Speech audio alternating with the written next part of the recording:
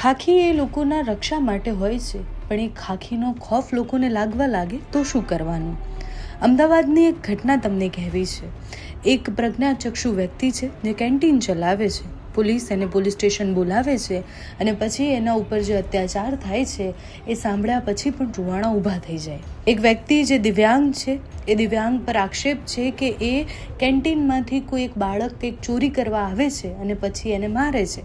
પછી પોલીસ એ દિવ્યાંગ વ્યક્તિને પોલીસ સ્ટેશન બોલાવે છે, ફરિયાદ નોંધે છે અને પછી એને ઢોર મારે છે.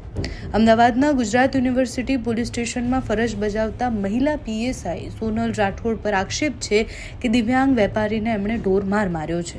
સોનલબેન જ્યારે એ વેપારીને મળવા માટે ગયા તો ત્યાં મીડિયાથી ભાગતા પણ દેખાયા હતા.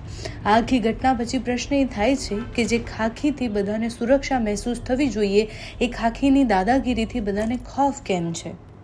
અને મારી ત્યાં છે ને પેલા ગુલબાઈ ટેકરાવાળા છોકરાઓ ગમે ત્યારે પડીકા તોડીને લઈ જતા હોય છે. એટલે જ્યારે અવાજ આવે તારું કોઈ કોણ છે એટલે ખાલી હાથ આમ કરું તો આજે એવી રીતના જ કોઈક આવ્યું હશે છોકરું, મને દેખાયું નહીં એટલે મેં આમ હાથ આમ કર્યું તો એના પપ્પાએ તો મને જે ગાળો દીધી બહુ જ મા બેન હામની. પછી એને કંઈક ખબર નહીં કંઈક ફોન બંધ કર્યો અને પોલીસ બોલાવીને મને યુનિવર્સિટી લઈ ગયા.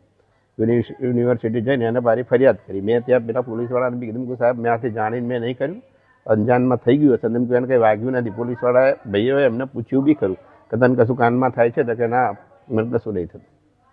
બસ પછી એ પેલા ભાઈ એફઆઈઆર ફાડી અને પછી મને બિહાર રાખ્યો. મને પોલીસ સ્ટેશનની અંદર કોઈક બહારથી પીએસઆઈ આવીને મને બહુ માર્યો. મને બેસાડી રાખ્યો 5 વાગ્યા સુધી તો. અને પછી આવીને તરત જ પેલા કીધું ક્યાં છે ભાઈ? અને મેં કીધું હું તો અરે મને પહેલાં આવતાને કીધું ઝાપટો મારી આંખ પર બી 4-5. પછી દંડો લીધો અને દંડાથી મને માર્યો અને પછી હું તો પડી ગયો તો લાતો ભાઈ મારી પાછળ.